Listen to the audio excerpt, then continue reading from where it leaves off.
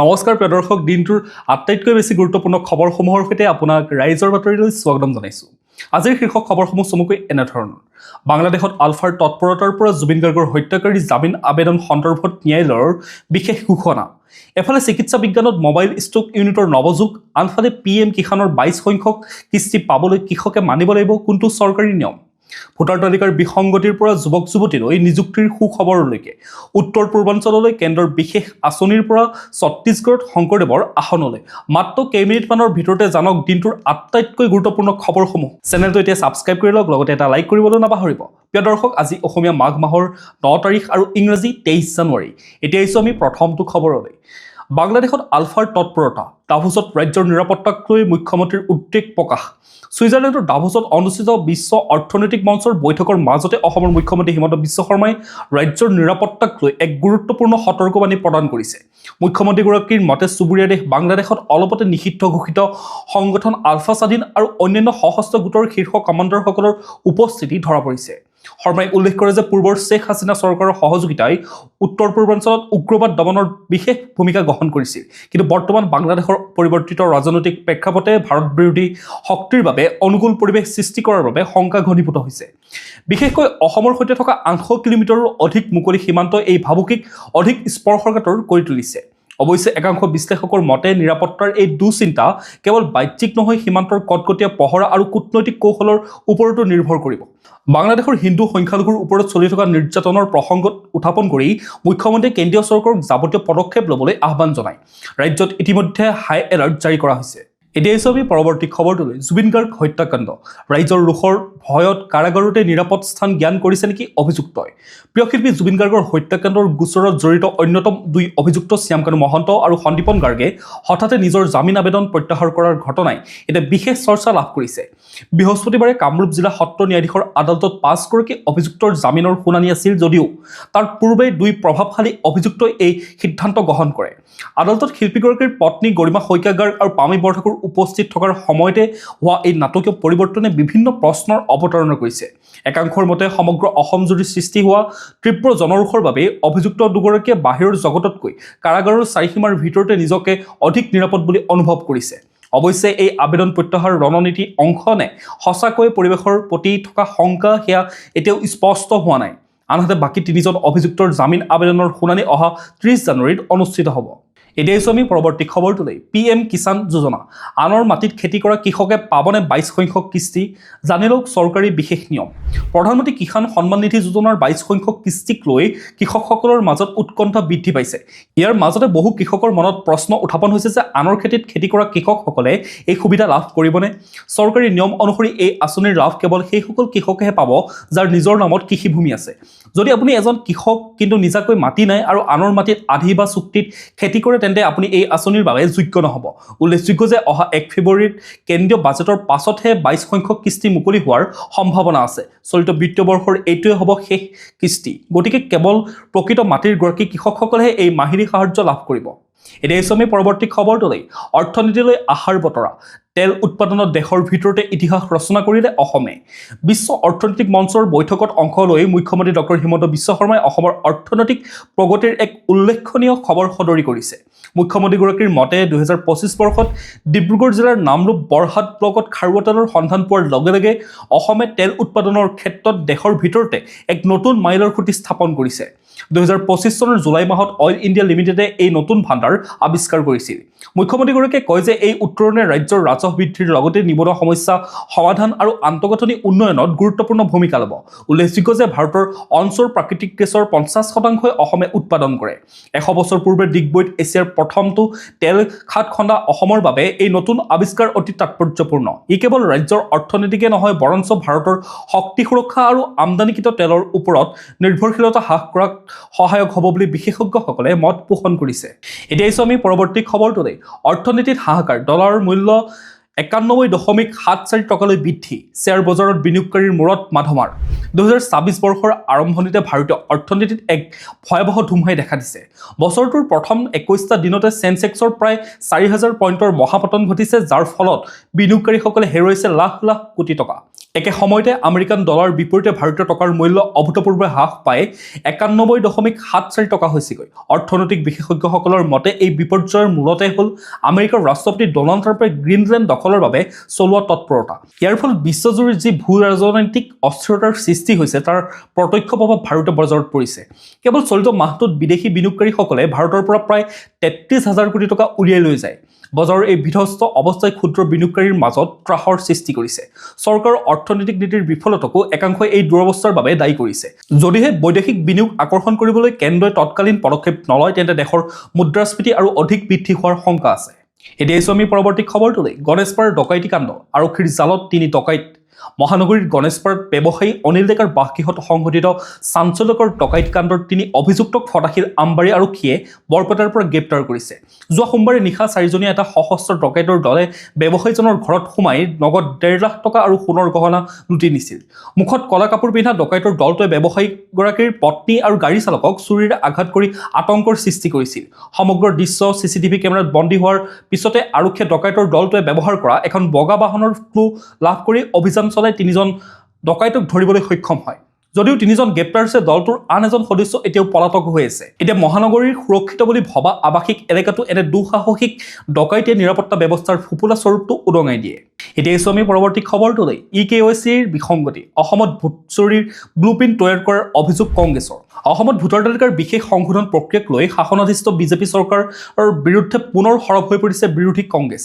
বৃহস্পতিবাৰে এক সংবাদমেল সম্বোধন কৰি অসম মহিলা কংগ্ৰেছৰ সভানেত্ৰী মীৰা বৰঠাকুৰে অভিযোগ কৰি কয় যে চৰকাৰে EKYC ভেৰিফিকেশ্যনৰ নামত কৌশলগতভাৱে ভোটৰ নাম কৰ্তনৰ ষড়যন্ত্ৰ ৰচিছে। বৰঠাকুৰৰ মতে কেৱল দিছপুৰ সমষ্টিতে প্ৰায় 6,000 ভোটৰ নাম কাটিবলৈ লক্ষ্য নিৰ্ধাৰণ কৰা হয়। সুলভ মূল্যৰ দোকানৰ জৰিয়তে ৰেচন কাৰ্ডৰ EKYCৰ দোহাই দি দৰাচলতে ভোটাৰ তালিকাৰ পৰা বিৰোধী সমৰ্থকৰ নাম আঁতৰৰ এক বিহাৰ মডেল অসমত প্ৰয়োগ কৰিব বিচৰা হৈছে বুলি তেওঁ অভিযোগ উত্থাপন কৰে। লগতে নিৰ্বাচন আয়োগে বিজেপিৰ মৰ্চাৰ দৰে কাম কৰা বুলিও তেওঁ তীব্ৰ সমালোচনা কৰা দেখা যায়। অৱশ্যে চৰকাৰী পক্ষৰ মতে এই প্ৰক্ৰিয়া কেৱল স্বচ্ছতাৰ বাবেহে কৰা হয়। নিৰ্বাচনৰ প্ৰাক্ষণত উত্থাপিত এই ভোট চুৰিৰ অভিযোগে ৰাজ্যৰ ৰাজনীতিত এতিয়া তীব্ৰ চাঞ্চল্যৰ সৃষ্টি কৰিছে। এতিয়া প্ৰশ্ন হ'ল যে এয়া সঁচাকৈ এক কাৰিকৰী প্ৰক্ৰিয়া নে ইয়াৰ আঁৰত নিৰ্বাচনী অংক নিহিত হৈ আছে। এতিয়া আমি পৰৱৰ্তী খবৰটোলৈ। স্পা চেলুনৰ আঁৰত যৌন ব্যৱসায়, গুৱাহাটীত 13 যুৱতীক উদ্ধাৰ, 10জনক গ্ৰেপ্তাৰ। মহানগৰীৰ স্পা আৰু চেলুনৰ আঁৰত চলি থকা অনৈতিক কাৰ্যকলাপৰ বিৰুদ্ধে আৰক্ষীয়ে এক বৃহৎ সফলতা লাভ কৰে। বৃহস্পতিবাৰে DCP সম্ভৱী মিশ্ৰই সংবাদমেলযোগে সদৰি কৰে যে 20 জানুৱাৰীত পল্টন বজাৰ, চানমাৰী, পাণবজাৰ আৰু গীতানগৰত চলোৱা যুটীয়া অভিযানত 13গৰাকী ভুক্তভোগী যুৱতীক উদ্ধাৰ কৰাৰ লগতে 10জন অভিযুক্তক গ্ৰেপ্তাৰো কৰা হয়। আৰক্ষীৰ মতে এই চক্ৰটোৱে বিশেষকৈ 20ৰ পৰা 35 বছৰীয়া গ্ৰামাঞ্চলৰ যুৱতীসকলক চাকৰিৰ প্ৰলোভনেৰে যৌন কাৰ্যত লিপ্ত কৰিবলৈ বাধ্য কৰিছিল। অভিযানত মৌ স্পা, ব্লিচ স্পা আৰু ভাৰ্গৱ হেয়াৰ বিউটি স্পাৰ দৰে 5খন প্ৰতিষ্ঠানৰ বিৰুদ্ধে 5টাকৈ গোচৰ ৰুজু কৰা হয়। গ্ৰেপ্তাৰ হোৱা লোকসকলৰ ভিতৰত স্বত্বাধিকাৰী, মেনেজাৰৰ লগতে একাংশ গ্ৰাহকো জড়িত হৈ আছে। বিলাসী স্পা চেলুনৰ নামত মহানগৰীত গঢ়ি উঠা এনে অপৰাধমূলক ব্যাধিয়ে সমাজৰ বাবে এক গভীৰ উদ্বেগৰ সৃষ্টি কৰিছে। আৰক্ষীয়ে এনে সন্দেহজনক কাৰ্যকলাপৰ তথ্য পালে তৎক্ষণাত আৰক্ষীক খবৰ দিবলৈ ৰাইজক অনুৰোধ জনায়। এতিয়া আমি পৰৱৰ্তী খবৰটোলৈ। অসমত চিকিৎসা বিজ্ঞানৰ নৱযুগ, ICMRৰ উপহাৰ মোবাইল ষ্ট্ৰোক ইউনিট। অসমৰ স্বাস্থ্য খণ্ডৰ বাবে এক আশাৰ বতৰা কঢ়িয়াই আনিছে ইণ্ডিয়ান কাউন্সিল অফ মেডিকেল ৰিচাৰ্চে। ICMRে অসম চৰকাৰক অত্যাধুনিক মোবাইল ষ্ট্ৰোক ইউনিট অৰ্পণ কৰিছে, যাৰ ফলত এতিয়া দুৰ্গম অঞ্চলৰ ৰোগীয়ে 24 ঘণ্টাৰ বিপৰীতে 2 ঘণ্টাৰ ভিতৰতে জৰুৰীকালীন চিকিৎসা লাভ কৰিব। এই ইউনিটটো আচলতে এখন চলন্ত চিকিৎসালয়, য'ত CT স্কেনাৰ, টেলিকনচালটেশ্যন আৰু পৰীক্ষাগাৰৰ সুবিধা আছে। ইয়াৰ জৰিয়তে ৰোগীৰ ঘৰৰ ওচৰতে ষ্ট্ৰোকৰ নিদান আৰু চিকিৎসা সম্ভৱ হ'ব। বিশেষজ্ঞসকলৰ মতে এই ব্যৱস্থাই ষ্ট্ৰোকত হোৱা মৃত্যুৰ হাৰ 1/3 হ্ৰাস কৰিব। উল্লেখযোগ্য যে জাৰ্মানীৰ পিছতে ভাৰতে বিশ্বৰ দ্বিতীয়খন দেশ যিয়ে গ্ৰাম্য তথা দুৰ্গম অঞ্চলত এনে উন্নত সেৱাৰ সফলতাৰে পৰীক্ষা কৰিছে। 108 এম্বুলেন্স সেৱাৰ সৈতে জড়িত এই ইউনিটে 100 কিলোমিটাৰ ব্যাসাৰ্ধৰ ভিতৰত সেৱা আগবঢ়াব পাৰিব। ৰাজ্যৰ স্বাস্থ্য খণ্ডত এয়া এক বৈপ্লৱিক পদক্ষেপ হিচাপে বিবেচিত হৈছে। এতিয়া আমি পৰৱৰ্তী খবৰটোলৈ। ছত্তীশগড় বিশ্ববিদ্যালয়ত স্থাপন হ'ল শ্ৰীমন্ত শংকৰদেৱৰ স্মৃতি আসন। ছত্তীশগড় পণ্ডিত ৰবিশংকৰ শুক্লা ৰাজ্যিক বিশ্ববিদ্যালয়ত মহাপুৰুষ শ্ৰীমন্ত শংকৰদেৱৰ নামত এখন স্মৃতি আসন স্থাপন কৰা হয়। ৰাজ্যপাল ৰমেন ডেকাৰ একক প্ৰচেষ্টাত এই ঐতিহাসিক পদক্ষেপ সম্ভৱ হৈ উঠিছে। বুধবাৰে বিশ্ববিদ্যালয়খনৰ সৈতে পঞ্জাৱ বিশ্ববিদ্যালয়ৰ এক বুজাবুজি চুক্তি স্বাক্ষৰিত হয়। এই আসনৰ জৰিয়তে এতিয়াৰ পৰা দেশ বিদেশৰ গৱেষকে গুৰুজনাৰ আধ্যাত্মিক দৰ্শন আৰু সাহিত্যৰ ওপৰত গৱেষণা কৰিব পাৰিব। ছত্তীশগড় চৰকাৰে ইয়াৰ বাবে 2 কোটি টকাও ধাৰ্য কৰিছে। ৰাজ্যপাল ডেকাই জনোৱা মতে ই অসম আৰু ছত্তীশগড়ৰ মাজত সাংস্কৃতিক সাঁকো হিচাপে কাম কৰিব। পঞ্জাৱৰ পিছত এইখন হ'ল দেশৰ দ্বিতীয়খন ৰাজ্যিক বিশ্ববিদ্যালয় য'ত শংকৰদেৱৰ নামত আসন প্ৰতিষ্ঠা কৰা হৈছে। ই অসমীয়া জাতিৰ বাবে এক সঁচাকৈয়ে গৌৰৱৰ বিষয়। এতিয়া আমি পৰৱৰ্তী খবৰটোলৈ। কোকৰাঝাৰত শোকাকুল পৰিৱেশ, চিকনা জহলাও হত্যাকাণ্ডৰ ন্যায় বিচাৰি পত্নীৰ বিননি। এক কৰুণ আৰু অস্বাভাৱিক মৃত্যুৱে নিস্তব্ধ কৰি পেলাইছে কোকৰাঝাৰৰ কমৰুদ্দমী যুৱক চিকনা জহলাও ওৰফে ৰাজাৰ ঘৰখন। 19 জানুৱাৰীৰ সন্ধিয়া নিৰ্মাণ কাৰ্যৰ সামগ্ৰী আনিবলৈ গৈ দুষ্কৃতিকাৰীৰ বলি হোৱা চিকনাৰ মৃত্যুত এতিয়া 13 বছৰীয়া কন্যা সন্তান আৰু বিধৱা মাতৃক লৈ দিশহাৰা হৈ পৰিছে পত্নী দৈমতী বসুমতাৰী। শহুৰেক বাৰুণ্ডা বসুমতাৰীৰ মতে এয়া কোনো সাধাৰণ দুৰ্ঘটনা নহয়, বৰঞ্চ এক পৰিকল্পিত হত্যাকাণ্ড। ডকাইতি বা ধন দাবীৰ উদ্দেশ্যে এই কাণ্ড সংঘটিত কৰাৰ সন্দেহ প্ৰকাশ কৰিছে পৰিয়ালে। বিশেষকৈ মৃতদেহ উদ্ধাৰৰ লগতে বাহনখন জ্বলাই দিয়াৰ ঘটনাই ৰহস্য অধিক ঘনীভূত কৰিছে। চকুলোৰে বাট নেদেখা পত্নী দৈমতীয়ে স্বামীৰ হত্যাকাৰীৰ উচিত শাস্তি আৰু ন্যায়ৰ দাবী জনায়। স্নাতক ডিগ্ৰীধাৰী এজন মেধাৱী তথা পৰিশ্ৰমী যুৱকৰ এনে বিয়োগে সমগ্ৰ অঞ্চলটোতে শোকৰ ছাঁ পেলায়। আৰক্ষীৰ উচিত তদন্তহে এতিয়া এই দুৰ্ভগীয়া পৰিয়ালটোক ন্যায় প্ৰদান কৰিব পাৰিব। এতিয়া আমি পৰৱৰ্তী খবৰটোলৈ। জুবিন হত্যাকাণ্ড, দোষীয়ে কঠোৰ শাস্তি পাবই। সামাজিক মাধ্যমত গৰিমা গাৰ্গৰ আৱেগিক পোষ্ট। প্ৰাণৰ শিল্পী জুবিন গাৰ্গৰ হত্যাকাণ্ডৰ ন্যায়িক প্ৰক্ৰিয়াৰ মাজতে পত্নী গৰিমা গাৰ্গে সামাজিক মাধ্যমত এক বিশেষ বাৰ্তা প্ৰেৰণ কৰে। 22 জানুৱাৰীত আদালতত 5 অভিযুক্তৰ জামিন শুনানিৰ পাছতে তেওঁ এই প্ৰতিক্ৰিয়া ব্যক্ত কৰে। গৰিমা গাৰ্গে উল্লেখ কৰে যে পৰিয়াল আৰু অনুৰাগীসকলে এতিয়াও এক অনিশ্চয়তাৰ মাজত ন্যায়ৰ বাবে অপেক্ষা কৰি আছে। তেওঁ কয় যে আশা কৰিছোঁ সত্য অতি সোনকালে ফাদিল হ'ব আৰু দোষীয়ে কঠোৰতম শাস্তি লাভ কৰিব। উল্লেখযোগ্য যে অভিযুক্ত শ্যামকানু মহন্ত আৰু সন্দীপন গাৰ্গে নিজৰ জামিন আবেদন প্ৰত্যাহাৰ কৰাৰ লগতে বাকী 3 অভিযুক্তৰ শুনানি অহা 30 জানুৱাৰীত অনুষ্ঠিত হ'ব। গৰিমা গাৰ্গে এই বিচাৰ প্ৰক্ৰিয়া খৰতকীয়া কৰিবৰ বাবে চৰকাৰক বিশেষ আদালত অৰ্থাৎ স্পেচিয়েল কোৰ্ট গঠনৰ বাবেও আহ্বান জনায়। হত্যাকাৰীয়ে যাতে কোনো কাৰণতে জামিন লাভ নকৰে তাৰ বাবেও তেওঁ আদালতত আবেদন জনাইছে। সমগ্ৰ অসমবাসীয়ে এতিয়া জুবিনৰ মৃত্যুৰ ৰহস্য উদঘাটন দিশলৈ চকু ৰাখিছে। এতিয়া আমি পৰৱৰ্তী খবৰটোলৈ। ভোটাৰ তালিকাৰ বিসংগতিৰ বিৰুদ্ধে ধুবুৰীত আমচুৰ উত্তাল প্ৰতিবাদ। ভোটাৰ তালিকাৰ বিশেষ সংশোধন প্ৰক্ৰিয়াত ব্যাপক বিসংগতিৰ অভিযোগ তুলি আজি ধুবুৰী জিলা আয়ুক্তৰ কাৰ্যালয়ৰ সন্মুখত সদৌ অসম সংখ্যালঘু ছাত্ৰ ইউনিয়নে এক বিশাল ধৰ্ণা কাৰ্যসূচী ৰূপায়ণ কৰে। প্ৰতিবাদকাৰীসকলে অভিযোগ কৰা মতে এই সংশোধন প্ৰক্ৰিয়াৰ নামতো বহুতো বৈধ ভাৰতীয় নাগৰিকৰ নাম ভোটাৰ তালিকাৰ পৰা কৰ্তন কৰাৰ ষড়যন্ত্ৰ কৰা হৈছে। প্ৰতিবাদস্থলীত আমচুৰ নেতাসকলে মুখ্যমন্ত্ৰী হিমন্ত বিশ্ব শৰ্মা আৰু সাংসদ দিলীপ শইকীয়াৰ বিৰুদ্ধে বিভিন্ন শ্লোগান দি পৰিৱেশ উত্তাল কৰি তোলা দেখা যায়। সংগঠনটোৰ সাধাৰণ সম্পাদক আলফাৰুক আছিকুৰ ৰহমানে সতৰ্কবাণী প্ৰদান কৰি কয় যে যদিহে BLO বা নিৰ্বাচনী বিষয়াসকলে নীতি বহিৰ্ভূতভাৱে বৈধ নাগৰিকক হাৰাশাস্তি কৰা বন্ধ নকৰে তেন্তে তেওঁলোকে আদালতৰ কাষ চাপিবলৈ বাধ্য হ'ব। এতিয়া আমি পৰৱৰ্তী খবৰটোলৈ। মৰিগাঁও আৰক্ষীৰ বৃহৎ অভিযান, জালত 5 কুখ্যাত চাইবাৰ অপৰাধী। মৰিগাঁও জিলাৰ অতিৰিক্ত আৰক্ষী অধীক্ষক সমীৰণ বৈশ্যৰ নেতৃত্বত চলা এক বিশেষ অভিযানত 5জন কুখ্যাত চাইবাৰ অপৰাধীক গ্ৰেপ্তাৰ কৰা হৈছে। বৃহস্পতিবাৰে পুৱতি নিশা মৈৰাবাৰী, লাহৰীঘাট আৰু নগাঁৱৰ ধিং অঞ্চলৰ পৰা আৰক্ষীয়ে আজাহাৰুল ইছলাম, মাহমুদ হাছান, ৰিয়ানুজ্জামান, ৰাকিবুৰ ৰহমান আৰু বাহাৰুল ইছলাম নামৰ 5 অপৰাধীকেইটাক কৰায়ত্ব কৰে। ধৃত চক্ৰটোৱে ভুৱা নথি ব্যৱহাৰ কৰি এক্সিছ বেংকৰ পৰা 25 লাখ টকাৰো অধিক ধন আত্মসাৎ কৰাৰ গুৰুতৰ অভিযোগ উত্থাপন কৰা হয়। আৰক্ষীয়ে তেওঁলোকৰ পৰা 7টা মোবাইল ফোন, 6খন ডেবিট কাৰ্ড, চেক বহী, পাছপোৰ্ট আৰু বিভিন্ন বেংকৰ নথিপত্ৰ জব্দ কৰে। আৰক্ষীয়ে স্পষ্ট কৰি দিছে যে চাইবাৰ অপৰাধীৰ বিৰুদ্ধে এই অভিযান আগলৈও অধিক কঠোৰ হ'ব। এতিয়া আমি পৰৱৰ্তী খবৰটোলৈ। উত্তৰ পূৰ্বাঞ্চলৰ বাবে কেন্দ্ৰৰ বিশেষ উপহাৰ, আঁচনিৰ 90% ধন বহন কৰিব চৰকাৰে। কেন্দ্ৰীয় ৰাজ্যিক মন্ত্ৰী পবিত্ৰ মাৰ্ঘেৰিটাই আজি যোৰহাটত এক সংবাদমেল সম্বোধন কৰি নৱ প্ৰৱৰ্তিত জি-ৰামজি অৰ্থাৎ VBG-ৰামজি আইনৰ অধীনত অসমৰ তথা উত্তৰ পূৰ্বাঞ্চলৰ বাবে এক ঐতিহাসিক বিত্তীয় ঘোষণা কৰে। মন্ত্ৰীগৰাকীয়ে জানিবলৈ দিয়ে যে সাধাৰণতে উন্নয়নমূলক আঁচনিৰ ক্ষেত্ৰত কেন্দ্ৰ আৰু ৰাজ্যৰ মাজত 60:40 অনুপাতত পুঁজিৰ আবণ্টন দিয়া হয় যদিও এতিয়াৰ পৰা অসম আৰু উত্তৰ পূৰ্বাঞ্চলৰ বাবে কেন্দ্ৰীয় চৰকাৰে 90% ব্যয় বহন কৰিব আৰু ৰাজ্যই মাত্ৰ 10% ধন দিলেই হ'ব। পূৰ্বৰ মনৰেগা আঁচনিৰ ঠাইত অহা এই নতুন আইনে গ্ৰাম্য নিয়োগৰ দিন 100ৰ পৰা 125 দিনলৈ বৃদ্ধি কৰিছে। মন্ত্ৰীগৰাকীৰ মতে এই পদক্ষেপে মহাত্মা গান্ধীৰ স্বাৱলম্বী গাঁৱৰ সপোন বাস্তৱায়িত কৰাৰ লগতে সভাসমূহক অধিক শক্তিশালী কৰিব। তেওঁ লগতে উল্লেখ কৰে যে প্ৰত্যক্ষ ধন হস্তান্তৰ অৰ্থাৎ DBT ব্যৱস্থাৰ বাবে এতিয়া দুৰ্নীতিমুক্তভাৱে হিতাধিকাৰীৰ ওচৰলৈ চৰকাৰী সাহায্য গৈ পাব। এতিয়া আমি পৰৱৰ্তী খবৰটোলৈ। ডাভোছৰ পৰা মুখ্যমন্ত্ৰীৰ বৃহৎ ঘোষণা, ফেব্ৰুৱাৰীত 2000 যুৱক-যুৱতীক দিব নিযুক্তি। ছুইজাৰলেণ্ডৰ ডাভোছত অনুষ্ঠিত বিশ্ব অৰ্থনৈতিক মঞ্চৰ বৈঠকৰ মাজতে এক ফেচবুক লাইভৰ জৰিয়তে ৰাজ্যৰ নিবনুৱা যুৱক-যুৱতীসকলৰ বাবে সুখবৰ দিলে মুখ্যমন্ত্ৰী ডক্টৰ হিমন্ত বিশ্ব শৰ্মাই। মুখ্যমন্ত্ৰীগৰাকীয়ে ঘোষণা কৰাৰ মৰ্মে অহা 11 আৰু 12 ফেব্ৰুৱাৰীত ৰাজ্যৰ প্ৰায় 2000 যুৱক-যুৱতীক আনুষ্ঠানিকভাৱে নিযুক্তি পত্ৰ প্ৰদান কৰা হ'ব। ইয়াৰ উপৰিও 4500 গৰাকী LP, ME আৰু SR ডি শিক্ষককো অতি শীঘ্ৰে নিযুক্তি দিয়াৰ কথা তেওঁ স্পষ্ট কৰি দিয়ে। ডাভোছৰ বৰফৰ পৰিৱেশৰ মাজৰ পৰাই তেওঁ জানিবলৈ দিয়ে যে অহা 23 জানুৱাৰীত তেওঁ অসমলৈ ঘূৰি আহিব। আনহাতে 14 ফেব্ৰুৱাৰীত প্ৰধানমন্ত্ৰী নৰেন্দ্ৰ মোদীয়ে পুনৰ অসম ভ্ৰমণ কৰাৰ কথাও তেওঁ ঘোষণা কৰে। এতিয়া জানি লওঁ হওক আজিৰ দিনটোৰ বতৰা। ভাৰতীয় বতৰ বিজ্ঞান কেন্দ্ৰৰ তথ্য অনুসৰি 23 জানুৱাৰী 2024 শুকুৰবাৰৰ দিনটোত অসমৰ আকাশ মূলতঃ পৰিষ্কাৰ আৰু বতৰ শুকান থাকিব।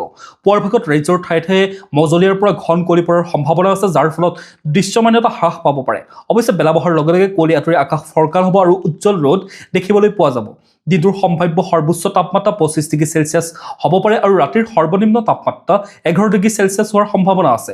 সূৰ্যোদয় হ'ব পুৱা 6:12 আৰু সূৰ্যাস্ত হ'ব আবেলি 5:01। এতিয়া আমি ৰাষ্ট্ৰীয় গুৰুত্বপূৰ্ণ খবৰসমূহৰ মাজলৈ। জম্মুত 400 ফুট দ গৰ্জত পৰিল সেনাৰ বাহন, 10জন জোৱান নিহত, 11জন আহত। বৰফৰ ফলত এই দুৰ্ঘটনা সংঘটিত হয়। জম্মু কাশ্মীৰৰ ডোডা জিলাত বৃহস্পতিবাৰে 400 ফুট দ খাৱৈত সেনাবাহিনীৰ এখন বাহন বাগৰি পৰে। এই দুৰ্ঘটনাত 10জন জোৱান নিহত হোৱাৰ বিপৰীতে 11জন আহতক বিমানযোগে উধামপুৰ সামৰিক চিকিৎসালয়লৈ প্ৰেৰণ কৰা হয়। সেনাবাহিনীৰ এজন বিষয়াই জনোৱা মতে গাড়ীখনত 21জন জোৱান আছিল। ভাদেৰৱাহ চাম্বা আন্তঃৰাজ্যিক পথৰ খান্নিটপৰ সমীপত সংঘটিত হয় এই দুৰ্ঘটনাটো। ডোডাৰ পৰা ওপৰ এটা চকীলৈ গৈ আছিল জোৱানসকল। উপ আয়ুক্ত হৰবিন্দৰ সিঙে জানিবলৈ দিয়া মতে পথত বৰফ পৰাৰ বাবেই এই দুৰ্ঘটনাটো সংঘটিত হয়। এতিয়া আমি পৰৱৰ্তী খবৰটোলৈ। 77 সংখ্যক গণৰাজ্য দিৱস, 10,000 বিশেষ অতিথিৰ উপস্থিতিত জিলিকিব কৰ্তব্য পথ। দেশৰ 77 সংখ্যক গণৰাজ্য দিৱস উদযাপনৰ বাবে ৰাজধানী দিল্লীত ব্যাপক প্ৰস্তুতি চলিছে। এইবাৰ নতুন দিল্লীৰ কৰ্তব্য পথত অনুষ্ঠিত হ'বলগীয়া পেৰেডত অংশগ্ৰহণ কৰিবলৈ বিভিন্ন ক্ষেত্ৰৰ প্ৰায় 10,000 বিশেষ অতিথিক আমন্ত্ৰণ জনোৱা হ'ব। মূল আকৰ্ষণসমূহ: বিশেষ অতিথি, আত্মসহায়ক গোটৰ সদস্য, উদ্ভাৱক আৰু চৰকাৰী আঁচনিৰ সফল হিতাধিকাৰীসকলক ৰাষ্ট্ৰ নিৰ্মাণৰ বাবে তেওঁলোকৰ অৱদানৰ বাবে সন্মান জনোৱা হ'ব। মুখ্য অতিথি: ইউৰোপীয় পৰিষদৰ সভাপতি এণ্টনিঅ' কোষ্টা আৰু ইউৰোপীয় আয়োগৰ সভাপতি উৰ্চুলা ভন ডেৰ লেয়েনে এইবেলি পেৰেডত মুখ্য অতিথি হিচাপে উপস্থিত থাকিব। অসমৰ গৌৰৱ: এইবাৰ পেৰেডত অসমৰ আশাৰীকান্দিৰ মৃৎশিল্পৰ ওপৰত আধাৰিত এখন আকৰ্ষণীয় প্ৰতীক পথ প্ৰদৰ্শনো কৰা হ'ব। বিশেষ অতিথিসকলক সংসদ ভৱন, ৰাষ্ট্ৰীয় যুদ্ধ স্মৃতিসৌধ আৰু প্ৰধানমন্ত্ৰী সংগ্ৰহালয় ভ্ৰমণৰ সুযোগ দিয়া হ'ব। এতিয়া আমি পৰৱৰ্তী খবৰটোলৈ। বাজেটৰ পূৰ্বে 27 জানুৱাৰীত সৰ্বদলীয় বৈঠক, কিৰেণ ৰিজিজুৰ আহ্বান। আগন্তুক কেন্দ্ৰীয় বাজেট অধিৱেশন সুচাৰুৰূপে পৰিচালনা কৰাৰ লক্ষ্যৰে কেন্দ্ৰীয় সংসদীয় পৰিক্ৰমা মন্ত্ৰী কিৰেণ ৰিজিজুৱে 27 জানুৱাৰীত এক সৰ্বদলীয় বৈঠকৰ আহ্বান কৰিছে। সংসদৰ মূল সমিতি কক্ষত অনুষ্ঠিত হ'বলগীয়া এই বৈঠকত সদনত উত্থাপন হ'বলগীয়া গুৰুত্বপূৰ্ণ ৰাষ্ট্ৰীয় বিষয়সমূহৰ ওপৰত চৰকাৰে আলোচনা কৰিব। অধিৱেশনৰ সূচী আৰম্ভণি 28 জানুৱাৰীৰ পৰা 2 এপ্ৰিললৈকে এই অধিৱেশন চলিব।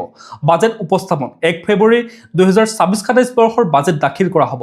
দুটা পৰ্যায়, প্ৰথম পৰ্যায় 28 জানুৱাৰীৰ পৰা 13 ফেব্ৰুৱাৰী আৰু দ্বিতীয় পৰ্যায় হ'ব 9 মাৰ্চৰ পৰা 2 এপ্ৰিললৈকে। ৰাষ্ট্ৰপতি দ্ৰৌপদী মুৰ্মুৰ অভিভাষণেৰে আৰম্ভ হ'বলগীয়া এই অধিৱেশনত মুঠ 30খন বৈঠক অনুষ্ঠিত হ'ব। উল্লেখযোগ্য যে চৰকাৰে ইতিমধ্যে মেক ইন ইণ্ডিয়া আঁচনিক উদগনি দিবলৈ ইলেক্ট্ৰনিক সামগ্ৰীৰ শুল্কৰ গাঁথনিত কিছু সালসলনি কৰাৰ কথা ঘোষণা কৰিছে। এতিয়া আমি পৰৱৰ্তী খবৰটোলৈ। এআইৰ ভাবুকি, আগন্তুক 5 বছৰত হেৰাব পাৰে বহু লোকৰ চাকৰি। কৃত্ৰিম বুদ্ধিমত্তা বা এআইৰ দ্ৰুত উত্থানে সমগ্ৰ বিশ্বৰ কৰ্মক্ষেত্ৰলৈ এক গভীৰ সংকট কঢ়িয়াই আনিছে। ছুইজাৰলেণ্ডৰ ডাভোছত অনুষ্ঠিত ৱৰ্ল্ড ইকনমিক ফ'ৰামত মাইক্ৰ'ছফ্টৰ সহ-প্ৰতিষ্ঠাপক বিল গেটছে এক বিশেষ সকিয়নি দি কয় যে আগন্তুক 4-5 বছৰৰ ভিতৰত এআই মানুহৰ চাকৰিৰ ওপৰত ভয়ংকৰ প্ৰভাৱ পেলাব পাৰে। বিল গেটছৰ সকিয়নিৰ মূল দিশসমূহ এনেধৰণৰ: কৰ্মক্ষেত্ৰত প্ৰভাৱ, মানসিক শ্ৰমৰ সৈতে জড়িত হোৱাইট কলাৰ আৰু শাৰীৰিক শ্ৰমৰ ব্লু কলাৰ উভয় খণ্ডৰ চাকৰিতে এআইৰ প্ৰভাৱ পৰিব। সচেতনতাৰ অভাৱ, পৰিৱৰ্তন ইমানেই দ্ৰুত হ'ব যে ইয়াৰ বাবে সাজু হ'বলৈ মানুহৰ হাতত বিশেষ সময় নাই। প্ৰভাৱিত খণ্ড, ইতিমধ্যে ছফ্টৱেৰ ডেভেলপমেণ্ট, কল চেণ্টাৰ আৰু লজিষ্টিক্সৰ দৰে কামত এআইৰ ব্যৱহাৰ আৰম্ভ হৈ গৈছে। অৱশ্যে গেটছে স্বীকাৰ কৰিছে যে সঠিক ব্যৱহাৰ হ'লে ই শিক্ষা আৰু স্বাস্থ্য খণ্ডত সহায় কৰিব পাৰে। ভাৰতৰ দৰে জনবহুল দেশত নিবনুৱা সমস্যা বৃদ্ধি পোৱাৰ আশংকাত চৰকাৰক এতিয়াই পদক্ষেপ ল'বলৈ বিশেষজ্ঞসকলে আহ্বান জনায়। এতিয়া আমি খেল জগতৰ খবৰসমূহৰ মাজলৈ। T20 বিশ্বকাপ খেলিবলৈ ভাৰতলৈ নাহে বাংলাদেশ। 2026 চনৰ 7 ফেব্ৰুৱাৰীৰ পৰা ভাৰতত অনুষ্ঠিত হ'বলগীয়া ICC T20 বিশ্বকাপ 2026ৰ বাংলাদেশৰ দলটোৱে খেলিব নোৱাৰিব বুলি বৃহস্পতিবাৰে বাংলাদেশ ক্ৰিকেট বোৰ্ডে চমুকৈ BCBয়ে স্পষ্ট কৰি দিয়ে। BCBয়ে কয় যে তেওঁলোকে এতিয়াও আন্তঃৰাষ্ট্ৰীয় ক্ৰিকেট পৰিষদৰ পৰা ন্যায় পোৱাৰ আশাত আছে। ভাৰতত খেলাৰ সন্দৰ্ভত নিৰাপত্তা বিপদ অপৰিৱৰ্তিত হৈ আছে বুলি BCBয়ে প্ৰকাশ কৰে। এতিয়া আমি পৰৱৰ্তী খবৰটোলৈ। বিৰাটক অতিক্ৰম কৰি এদিনীয়া ৰেংকিঙৰ শীৰ্ষস্থানত ডেৰিল মিচেল। ভাৰত আৰু নিউজিলেণ্ডৰ মাজত শেহতীয়াকৈ সমাপ্ত হোৱা এদিনীয়া শৃংখলাত আক্ৰমণাত্মক ইনিংছ খেলি ICC এদিনীয়া ৰেংকিঙৰ শীৰ্ষস্থানত আৰোহণ কৰিছে ডেৰিল মিচেল। এদিনীয়া শৃংখলাটোত ভাৰত পৰাস্ত হোৱাৰ লগতে শীৰ্ষ ৰেংকিঙৰ স্থানো হেৰুৱালে ভাৰতীয় ষ্টাৰ বেটছমেন বিৰাট কোহলীয়ে। শৃংখলাটোত এটা শতক আৰু অৰ্ধশতক কৰিও শীৰ্ষস্থানৰ পৰা অৱনমিত হ'ল কোহলি, কাৰণ ডেৰিল মিচেলৰ প্ৰদৰ্শন আছিল কোহলিতকৈও দৰ্শনীয়। এতিয়া আমি আন্তঃৰাষ্ট্ৰীয় গুৰুত্বপূৰ্ণ খবৰসমূহৰ মাজতে ইৰাণত প্ৰতিবাদ দমন, ৩,১১৭ জনৰ মৃত্যুৰ প্ৰথমটো আনুষ্ঠানিক স্বীকাৰোক্তি। ইৰাণ চৰকাৰে দেশজুৰি চলা প্ৰতিবাদ দমনৰ ঘটনাত প্ৰথমবাৰৰ বাবে আনুষ্ঠানিকভাৱে মৃত্যুৰ সংখ্যা ঘোষণা কৰে। চৰকাৰী তথ্য অনুসৰি এই অভিযানত ৩,১১৭ জন লোকৰ মৃত্যু হৈছে, যাৰ ভিতৰত ২,৪২৭ জন সাধাৰণ নাগৰিক আৰু নিৰাপত্তা বাহিনীৰ লোক আছে। অৱশ্যে আন্তঃৰাষ্ট্ৰীয় মানৱ অধিকাৰৰ সংস্থাসমূহে এই সংখ্যা ইয়াতকৈ বহু বেছি বুলি দাবী কৰিছে। আমেৰিকাৰ নিউজ এজেন্সিৰ মতে মৃতকৰ সংখ্যা ৪,৯০২ জনৰো অধিক। লগতে প্ৰায় ২৬,৫০০ লোকক আটক কৰা হৈছে আৰু তেওঁলোকক বহুতকে ফাঁচীৰ দৰে কঠোৰ শাস্তিৰ সন্মুখীন হোৱাৰো তেওঁলোকৰ আশংকা আছে। ইফালে ইৰাণৰ বৈদেশিক মন্ত্ৰী আব্বাছ আৰঘছিয়ে আমেৰিকাক সকীয়াই দি কয় যে যিকোনো আক্ৰমণৰ যোগ্য প্ৰত্যুত্তৰ দিবলৈ এতিয়া ইৰাণ সাজু। ১৯৭৯ চনৰ বিপ্লৱৰ পিছত ইৰাণত এয়া আটাইতকৈ ভয়াৱহ প্ৰতিবাদ আৰু মৃত্যুৰ ঘটনা হিচাপে বিবেচিত হৈছে।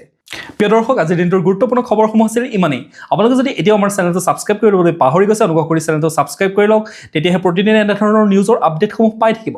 লগতে যদি ভিডিঅ'টো ভাল পালে এটা লাইক কৰি থৈ যাব আৰু কমেণ্টত আপোনাৰ মতামত দিবলৈও নাপাহৰিব। কাইলৈ পুনৰ একে সময়তে লগ পোৱাৰ প্ৰতিশ্ৰুতিৰে আপোনাক বহুত বহুত ধন্যবাদ জ্ঞাপন কৰিছোঁ।